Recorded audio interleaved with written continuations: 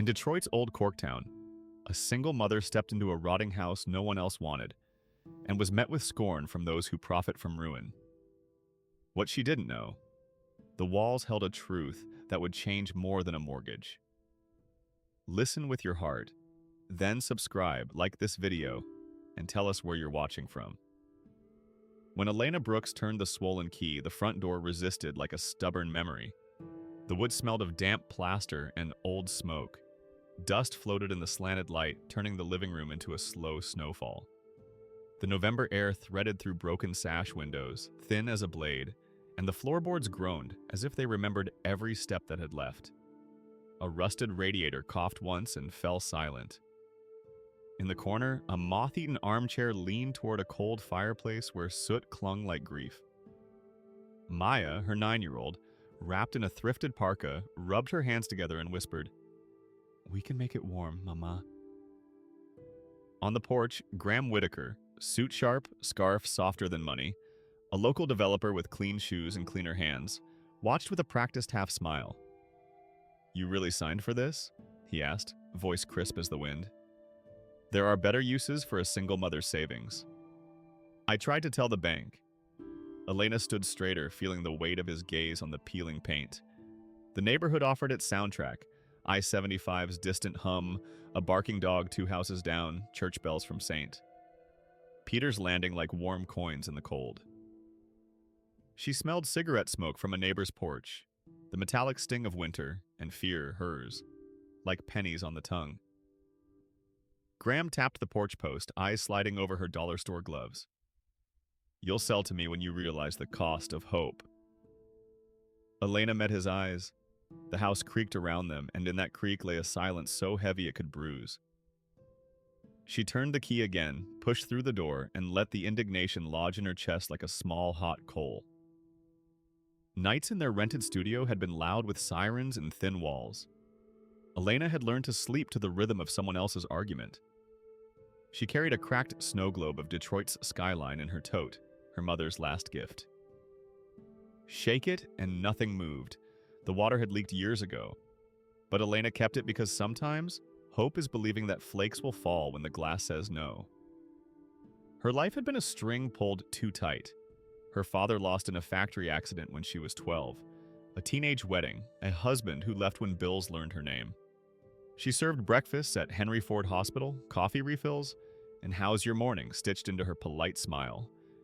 After shifts, she studied medical billing at a community college, highlighting words in neon while Maya colored with broken crayons.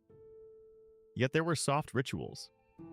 On Sundays, Mrs. Jenkins from next door brought sweet potato pie and gospel humming. And every evening, Elena and Maya stood on the porch of their new broken house, watching the sky turn furnace orange over the empty lot. "We'll paint your room yellow," Elena would say. "Sunny," Maya answered, as if saying it made it so. They scrubbed nicotine from walls until their hands smelled like bleach and lemons. They lugged out a dead refrigerator that stank of sour milk and trapped winter, laughing because they had to. Elena taped the snow globe to a beam in the kitchen as a promise to herself. One day, this house would shake, and snow would fall again. Across the street, Graham's black SUV idled, windows up, heat on. He looked at them the way bankers read overdue notices.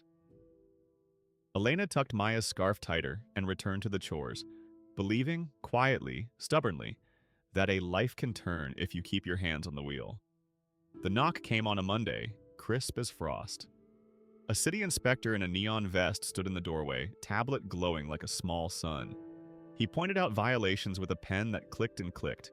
Faulty wiring, an unsafe staircase, a roof that sighed under its own memories. "You've got 30 days to bring it up to code," he said, breath fogging in the cold. "Or we post it condemned."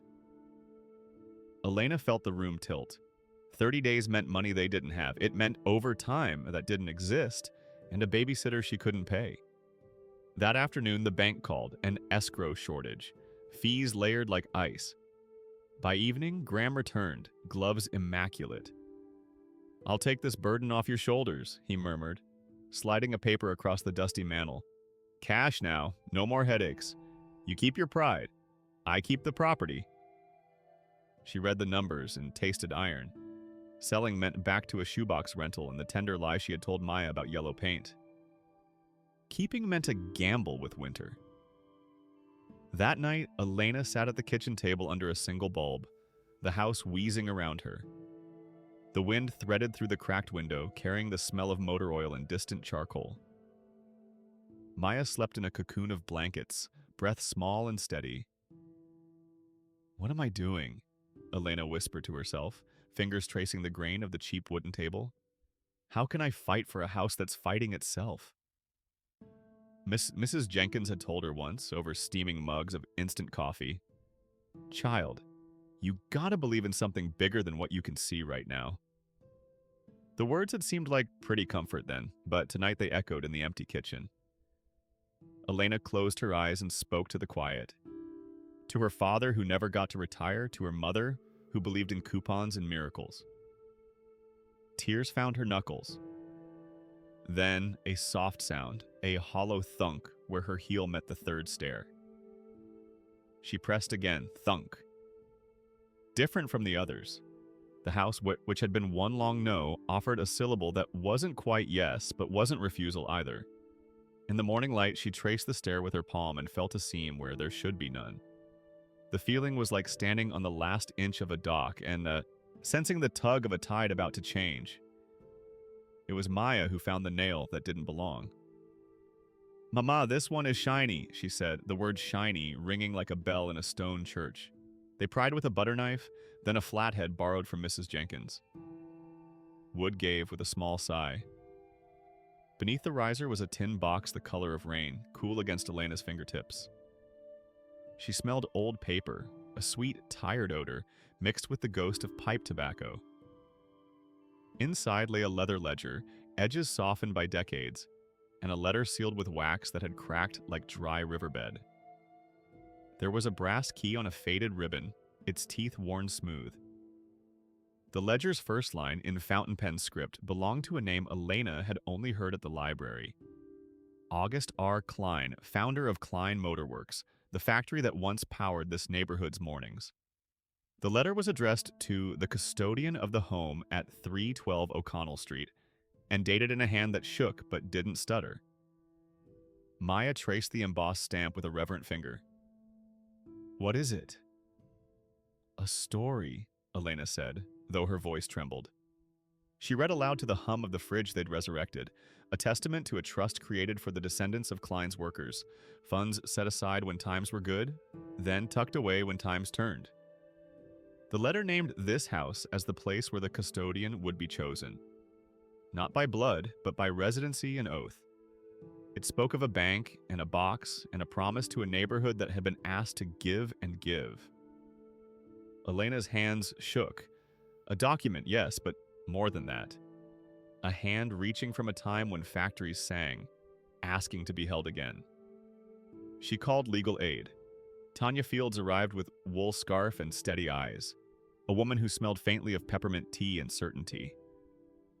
"If this is what it looks like," Tanya said softly, "then someone hit a door in your floor."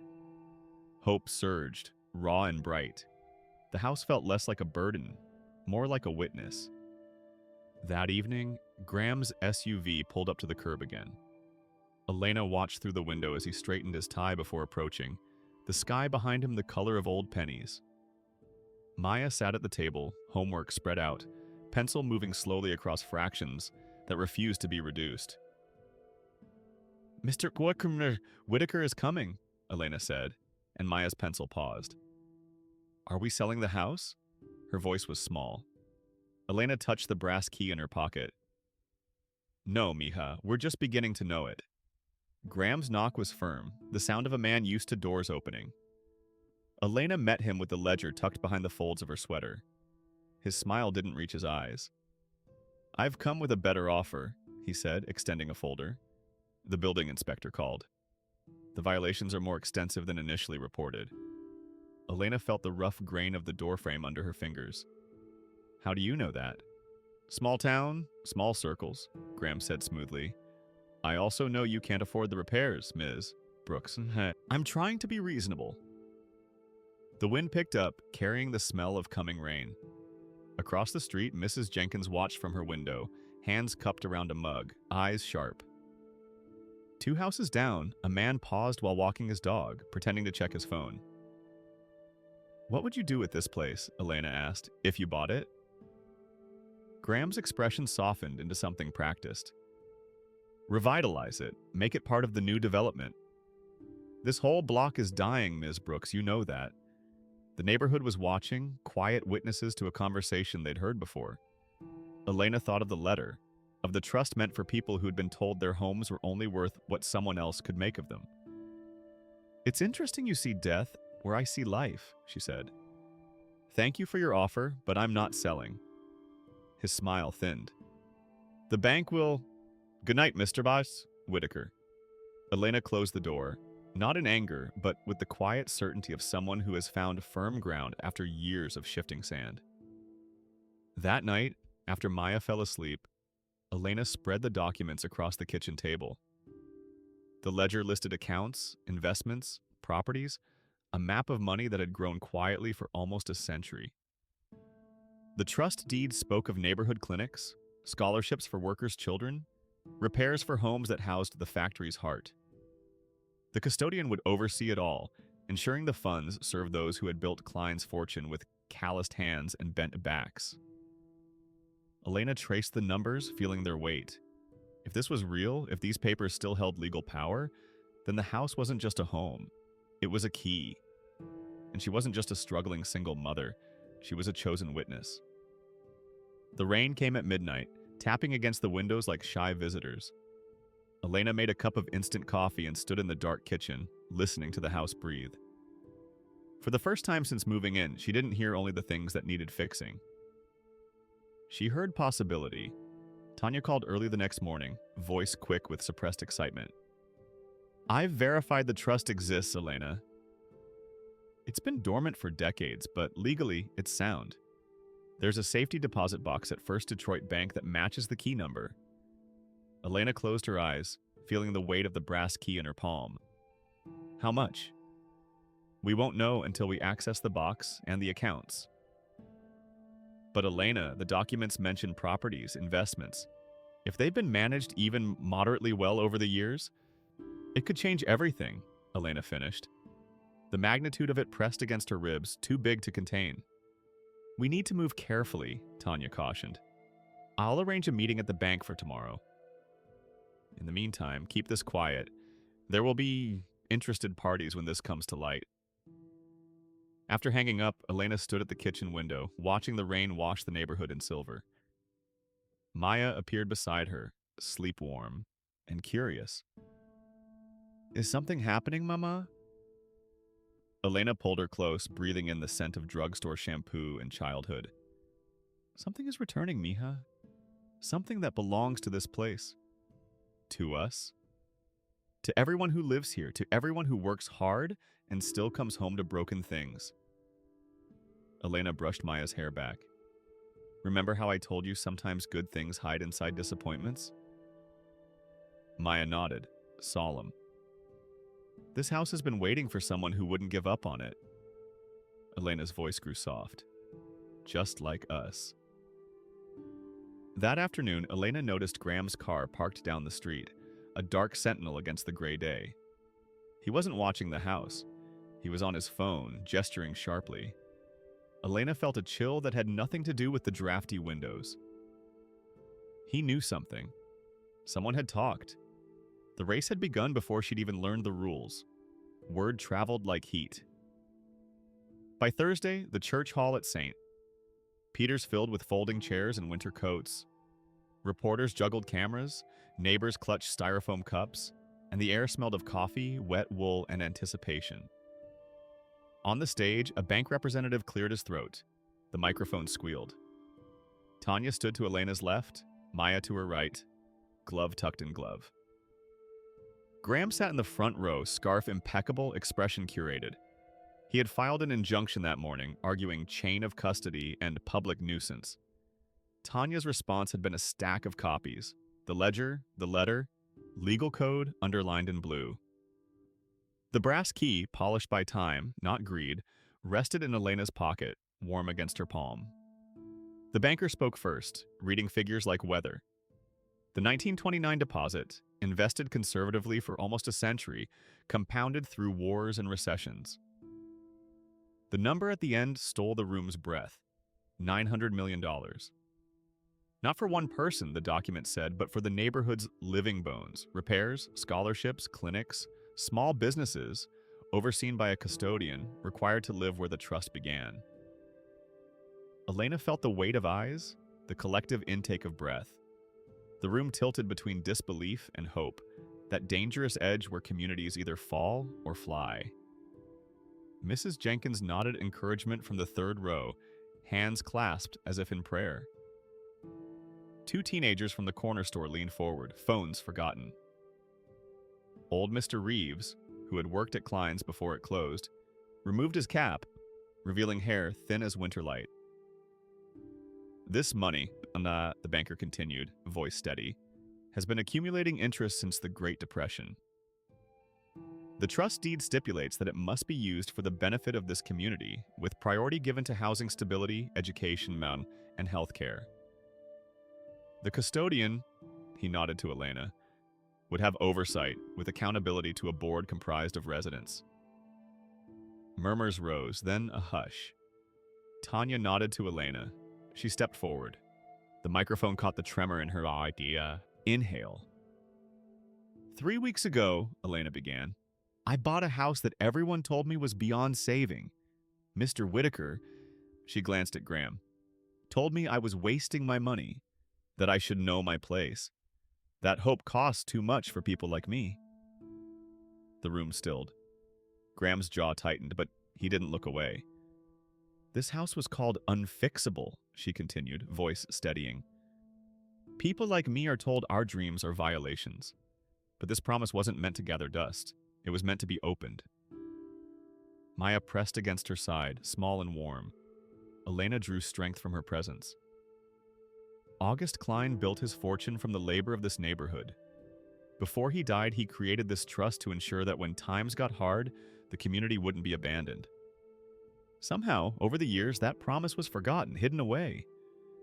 But the house remembered. Elena held up the brass key, catching the light. This isn't about making one person rich. It's about remembering that a neighborhood is only as strong as its most vulnerable member. It's about restoring what was always meant to be shared. Cameras blinked like startled eyes. Elena looked at Graham. Not with vengeance, but with a clear, human sadness for what he never learned to love. You tried to buy me out of my own hope, she said, but hope isn't for sale. Graham's jaw tightened. Facts, not fury, exposed him. Records showing his firm's attempt to purchase properties tied to Klein's old trust. The room didn't jeer. It simply looked at him until his certainty had nowhere to sit. A reporter raised her hand. Miss Brooks, how do you respond to allegations that you've fabricated this story for personal gain? Before Elena could answer, Mrs. Jenkins stood, coral cardigan bright against the winter palette of the room. I've lived on O'Connell Street for 47 years, she said, voice clear as a bell. My daddy worked for Klein's. He always said Mr. August was different, that he promised to remember who built his wealth. We thought it was just a story. She looked at Elena with fierce pride. Some people see a rundown house. Others see what's hidden inside it. One by one, longtime residents stood. Mr. Reeves with his factory state scars. Loretta Williams, who taught third grade for 30 years. Frank Chen, whose parents opened the corner store in '74. Each had a fragment of memory passed down like scripture. Klein's promise, the workers' trust, the neighborhood that was meant to own itself. Graham rose, adjusted his scarf, and walked toward the exit. At the door, he paused, looking back at Elena. Their eyes met across the distance. Something passed between them. Not surrender, not quite respect, but recognition. Then he was gone, the door closing softly behind him. The meeting continued into evening. Questions spiraled. How would the money be distributed? Who would qualify? How quickly could repairs begin? Tanya fielded the legal inquiries while Elena listened, overwhelmed by The sudden shift from scarcity to possibility. As the crowd thinned, Maya tugged at Elena's sleeve. Mama, are we rich now? Elena knelt to her daughter's level, tucking a strand of hair behind her ear. No, mija. We are responsible, and that's a different kind of wealth. They walked home through light snow, the flakes catching in Maya's hair like small stars. The neighborhood looked different somehow, not physically changed, but seen. Houses that had seemed abandoned now held secrets. Cracked sidewalks told stories of resilience. On their porch, Elena paused, looking at the windows where light spilled golden onto the snow. What happens tomorrow? Maya asked, breath fogging in the cold. Elena squeezed her hand. Tomorrow, we begin. We fix what's broken, not just our house, but Mrs. Jenkins's porch, and the clinic that closed last year, and the playground that isn't safe anymore. And my yellow room? Elena smiled. Yes, your yellow room too. Inside, the house welcomed them with creaks that now sounded less like complaints and more like conversation. Elena made hot chocolate, the cheap kind with mini marshmallows that Maya loved. They sat at the kitchen table, steam rising between them. I was scared, Elena admitted quietly. When the inspector came. When Mr. Whitaker kept pushing. I almost gave up. Maya considered this marshmallow mustache on her upper lip. But you didn't. No, I didn't. Because you're brave. Elena shook her head. Because sometimes being too tired to run means you have to stand your ground. Later, after Maya was asleep, Elena stood in the kitchen, the cracked snow globe in her hands. She shook it gently, watching the dusty flakes settle in their waterless world. For a moment, just a moment, they seemed to dance as if remembering what it was to float.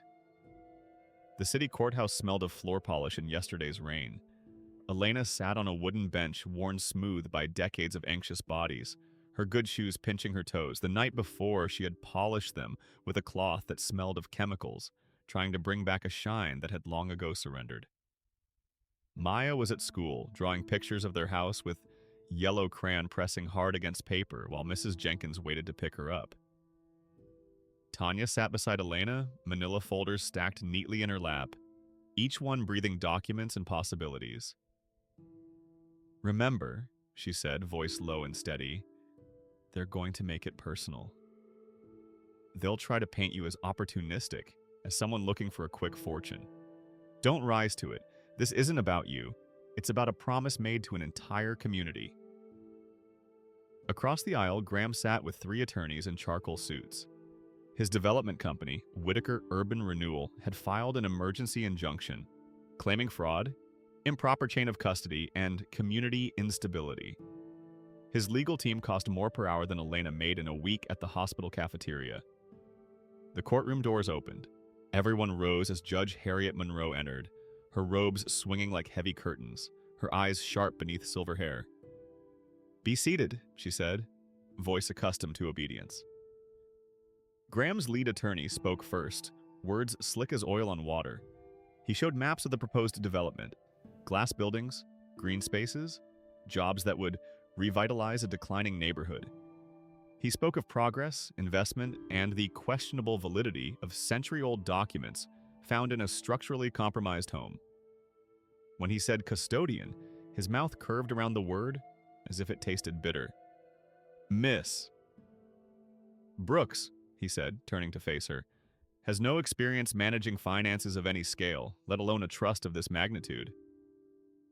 She has a history of late payments, a bankruptcy filing after her divorce, and no formal education in finance or community development. Elena felt heat rise to her face. Her financial struggles, laid bare like laundry for everyone to see. She thought of Maya, of the promise to paint her room yellow, of the pride in her daughter's voice when she told her teacher, "We have our own house now." When Tanya rose, her voice was calm water running over stones. Your Honor, the integrity of August Klein's intentions is not in question. The bank has verified the trust's existence and its conditions.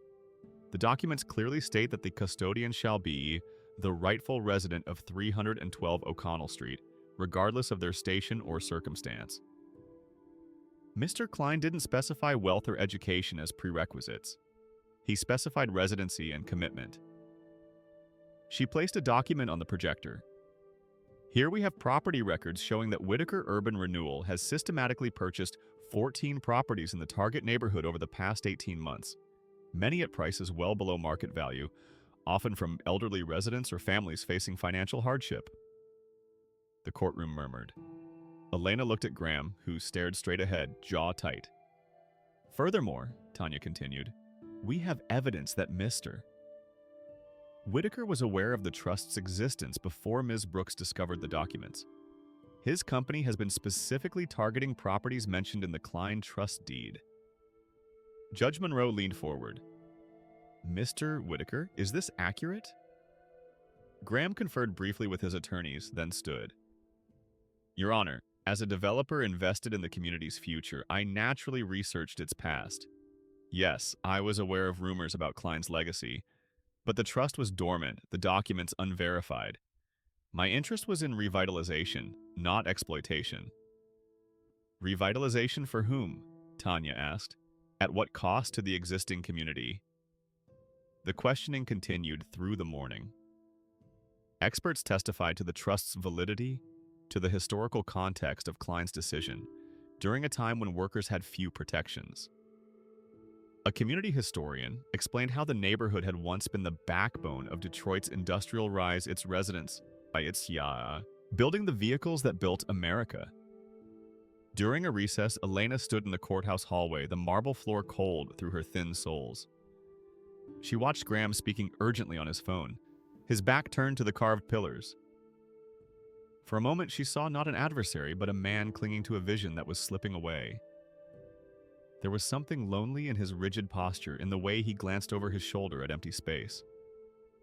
When court resumed, Judge Monroe reviewed the final submissions, her glasses perched on the end of her nose. The room held its breath. Elena thought of the house waiting for her, its broken parts suddenly valuable not despite, but because of what they remembered. Having reviewed all evidence, Judge Monroe began, I find no grounds for invalidating the Klein Workers' Trust. The documents are authentic, the intentions clear, and the legal framework sound. The injunction is denied. Relief cascaded through Elena like warm water. She pressed her hands together to keep them from shaking. However, the judge continued, I recognize the complexity of administering a trust of this magnitude. Therefore, I am ordering the establishment of a 5-member oversight board to work with Ms. Brooks. This board will include 2 community representatives, a financial advisor, a legal consultant, and a city liaison. Ms. Brooks will serve as the primary custodian as stipulated in the original trust deed, but major decisions will require board approval. She looked directly at Elena. This is a tremendous responsibility, Miss Brooks. Are you prepared to accept it? Elena stood, feeling the weight of every eye in the courtroom. Yes, Your Honor. Not alone, but with my community. Judge Monroe nodded. Madrier Whitaker, your development plans will need to be reconsidered in light of the trust's activation. This court encourages cooperation rather than competition in the neighborhood's redevelopment. Outside the courthouse, winter sunshine broke through clouds like a sudden smile. Reporters surrounded Elena, questions flying like startled birds. She answered carefully, Tanya at her side, thinking of how to explain it all to Maya in words a 9-year-old would understand. We won, but winning means work. We're safe, but safety means responsibility. Graham approached as the reporters dispersed, his scarf fluttering in the cold wind. For a moment they stood facing each other, adversaries paused between battles. Congratulations, he said finally, the word tight as a new shoe. It doesn't have to be a war, Elena replied. The neighborhood needs investment, vision. It just can't come at the cost of the people who already call it home. Something shifted in his expression, not surrender, but recalculation. Perhaps we should talk. About collaboration rather than acquisition. Perhaps we should. Elena extended her hand. After a moment's hesitation, Graham shook it, his grip firm but no longer crushing. As she walked away, Elena felt the brass key in her pocket, warm against her thigh. The first victory was won, but the real work, the rebuilding, the healing, the transformation of hope from a feeling into a foundation, that work was just beginning. Spring arrived in Detroit like a shy visitor, tentative green pushing through concrete cracks, reluctant warmth chasing away the stubborn cold. On O'Connell Street, change came with the sound of hammers and saws, the smell of fresh paint, and new lumber. Elena's kitchen table had become command central, covered with blueprints, applications, and coffee rings that mapped the late nights of planning. The oversight board met weekly, 5 people learning to speak the language of possibility, a possibility after years of scarcity. Mrs. Jenkins represented the longtime residents, her institutional memory invaluable as they matched needs to resources. Darius Washington, a 32-year-old electrician who had grown up 3 blocks over, spoke for the younger generation. The financial advisor, Maria Gutierrez, taught them about sustainable investment and generational wealth. The legal consultant and city liaison brought frameworks and connections. And Elena, still serving breakfast at Henry Ford Hospital 3 mornings a week, still studying medical billing at night, now carried a notebook filled with neighbors' dreams. Roofs that didn't leak, furnaces that breathed steady heat, windows that kept winter outside where it belonged. "We need to be strategic," Maria cautioned during a meeting where spring rain tapped against the kitchen window. 900 million sounds endless, but it isn't. We're building for decades, not days. They established priorities. Emergency home repairs first, then the community clinic, then educational scholarships and small business grants. They hired local whenever possible. Plumbers who lived 2 streets over. Carpenters who remembered playing in these yards as children. Graham Whitaker surprised them all by offering his company's resources at cost.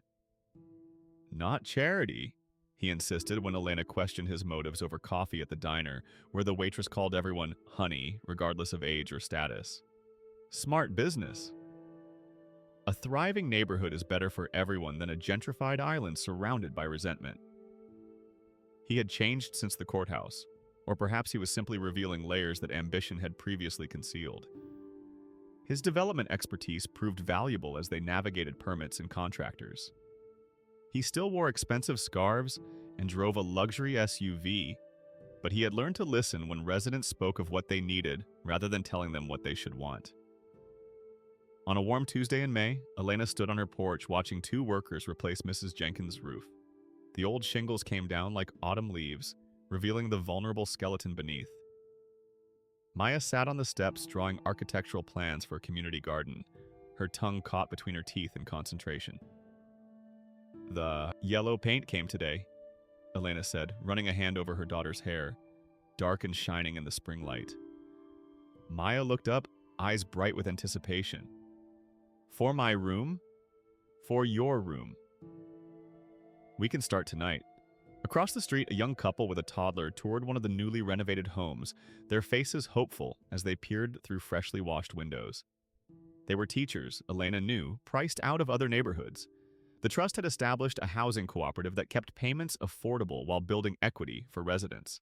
The trust office had opened in the old corner store, its windows scrubbed clean, its shelves now holding pamphlets about available programs, rather than dusty canned goods. Elena spent afternoons there, listening to neighbors share concerns and dreams in equal measure. Sometimes they brought history, faded photos of the Klein factory in its heyday, stories passed down about August Klein walking the floor in rolled-up shirt sleeves, asking workers about their families by name. "He wasn't perfect," Mr. Reeves told her one quiet afternoon, his gnarled hands cradling a chipped mug of tea. "Made his fortune same as the others. But at the end, he remembered who built it with him. That's rare enough to be worth something." Not everyone believed in the transformation. Some residents, burned by too many broken promises, waited for the money to disappear, for the repairs to stop, for the powerful to reclaim what they had briefly surrendered. Elena understood their skepticism. Trust, like a house's foundation, couldn't be fixed overnight. In early June, they reopened the community clinic in a renovated church annex. The ribbon cutting drew a crowd, residents, reporters, city officials, suddenly interested in a neighborhood they had previously written off. Elena stood in the background, watching Maya hand out cookies she had helped bake the night before, their kitchen warm with cinnamon and possibility. Dr. Amara Foster, a family physician who had grown up in the neighborhood and returned to serve it, would lead the clinic. "When I was a girl," she told the assembled crowd, "my mother walked 3 miles to get my asthma medication because there was no pharmacy nearby. No child should have to wait to breathe. No parent should have to choose between rent and medicine." As applause rippled through the crowd, Elena caught Graham's eye. He stood at the edge of the gathering, hands in his pockets, watching the celebration with an expression she couldn't quite read. When their gazes met, he nodded slightly. Acknowledgement, perhaps, or respect. That evening, Elena and Maya painted her bedroom walls the color of daffodils and summer squash. They opened the windows to let spring air chase away the paint fumes, and splatter marks decorated their clothes like confetti. The radio played old Motown, and they danced between coats, brushes held high like triumphant flags. "It's even better than I imagined," Maya said, when they were done sitting cross-legged in the center of the room, surrounded by sunshine walls. Elena looked at her daughter's face, glowing with simple joy, and felt something settle in her chest. Not the hot coal of indignation that had burned there since Graham's dismissal on that first cold day, but something steadier, warmer. Later, after Maya was asleep, Elena sat on the porch steps, listening to the neighborhood's night sounds. Distant traffic, a dog barking, someone's wind chimes singing to the breeze. The house behind her no longer creaked with complaints. Its renovated bones stood strong against wind and weather. The wiring no longer threatened fire. The plumbing carried clean water without protest. The roof kept rain where it belonged. Mrs. Jenkins joined her, bringing 2 glasses of sweet tea that clinked with ice. They sat in comfortable silence, watching fireflies rise from the newly planted community garden across the street, their lights like earthbound stars. "You know," Mrs. Jenkins said finally, "when August Klein hid that trust away, he couldn't have known it would be you who found it. A single mama with hands strong enough to hold a whole neighborhood's hope." Elena smiled into the darkness. "I just turned a key, Mrs. Jenkins. We're all building what comes next. That's how change always happens, child. One person turns a key, opens a door, then we all walk through together." From inside the house came the faint sound of Maya turning in her sleep, surrounded by walls the color of tomorrow. Elena breathed in the night air, tasting promise like honey on her tongue. The work wasn't finished. Foundations needed strengthening, wounds needed healing, trust needed time to grow like the seedlings in the community garden. But for the first time since she could remember, time felt like an ally rather than an adversary. Winter loosened its grip 1 shy degree at a time. A year had passed since Elena first turned that resistant key in the front door lock. The neighborhood had breathed through seasons of change. Summer gardens yielding tomatoes and conversations.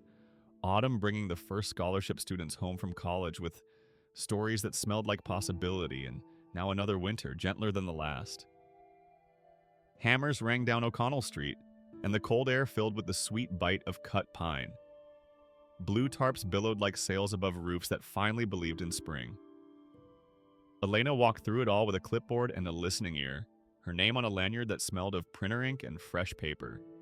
She had quit her hospital cafeteria job 6 months ago when the board voted unanimously to make the custodian position full-time, with benefits that included health insurance for Maya. The O'Connell Street Community Center, once an abandoned warehouse where pigeons nested in broken rafters, now stood with windows that caught the winter light and held it like a promise. Inside, the aroma of coffee and fresh paint mingled with the sound of children's laughter from the after-school program. Volunteers taught everything from coding to cooking, homework help to home repair. In the corner office, 3 high school students worked on college applications, their futures expanding beyond what their parents had once thought possible. Elena paused in the doorway, watching Maya help a younger child with math homework, her patience a quiet gift. At 10, her daughter moved through the world with a new confidence, as if the yellow walls of her bedroom had somehow infused her spirit with their brightness. "Miss." Brooks? A voice pulled her attention back. Jamal Reynolds, 22 in earnest, held out a business plan for the bicycle repair shop he hoped to open in the spring. I made the changes you suggested. Added the apprenticeship program for middle school kids. Elena took the folder, feeling its weight. Not just paper, but dreams with dimensions. I'll review it today, she promised. The small business committee meets tomorrow. The front door opened, bringing a gust of cold air. And Graham Whitaker, his scarf now more functional than statement.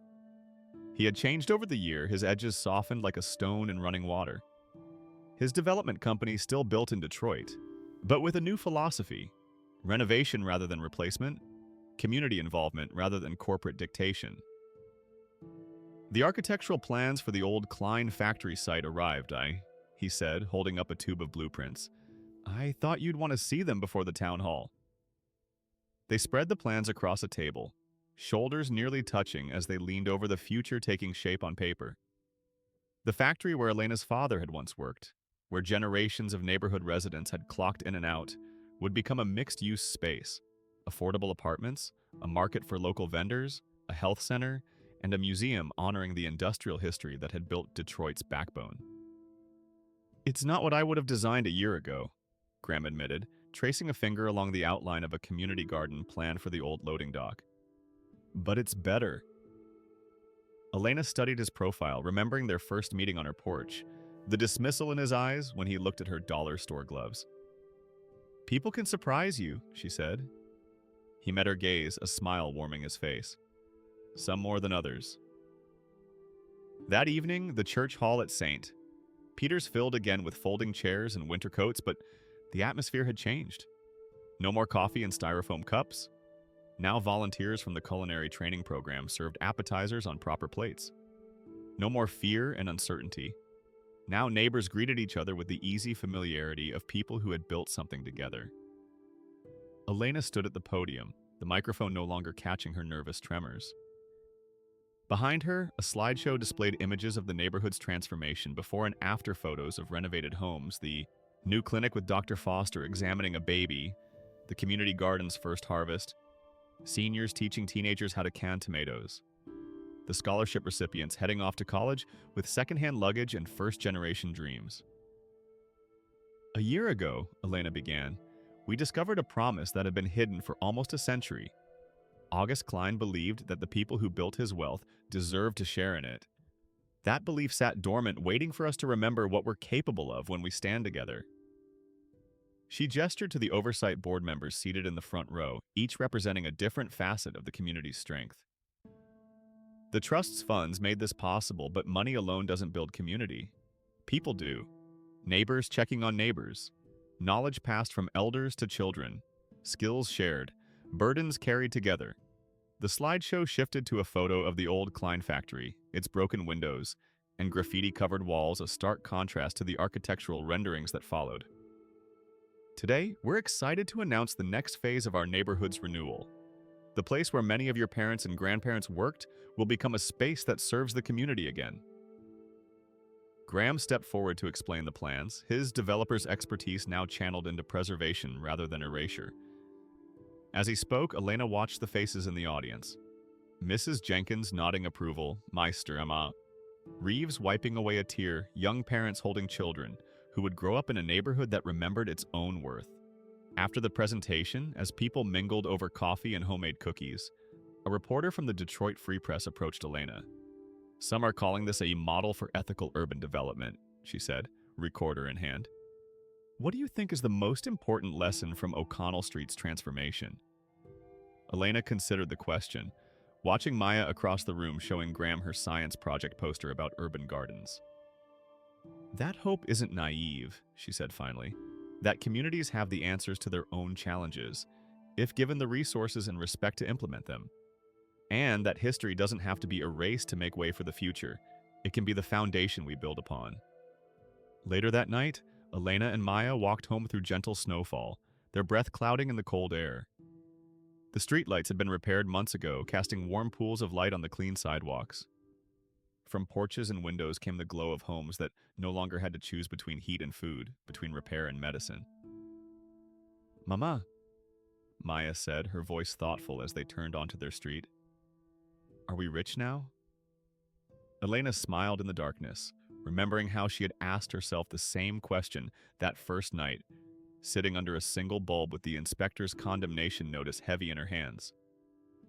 We are responsible, she said, and we are seen. That's a different kind of wealth. At home, the house welcomed them with warmth and solid floors that didn't protest beneath their feet. Elena made hot chocolate, the good kind now, with real chocolate melted into milk. They sat at the kitchen table that had witnessed their journey from that first night of desperate calculation to this evening of quiet contentment.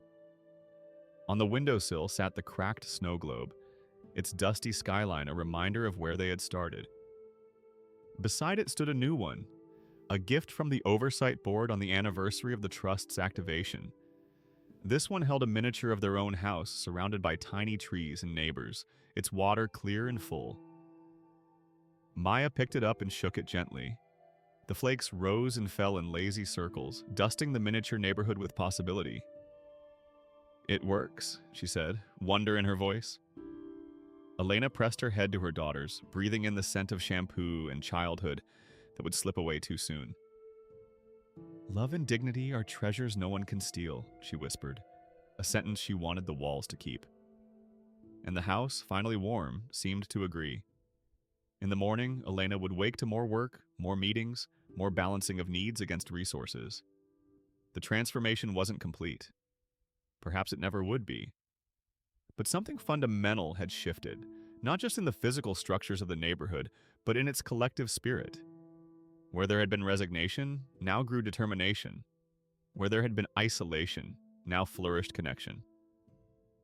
Outside their window, O'Connell Street slept under its blanket of snow, each house a repository of stories, past and present, intertwined, hardship and joy in equal measure.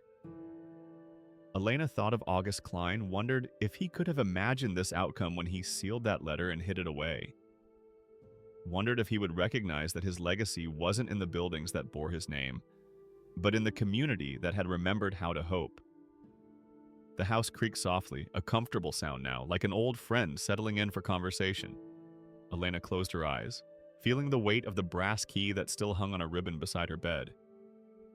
No longer just a means of opening a door, but a reminder that sometimes the greatest treasures hide in plain sight, waiting for someone stubborn enough to believe in what others dismiss as worthless.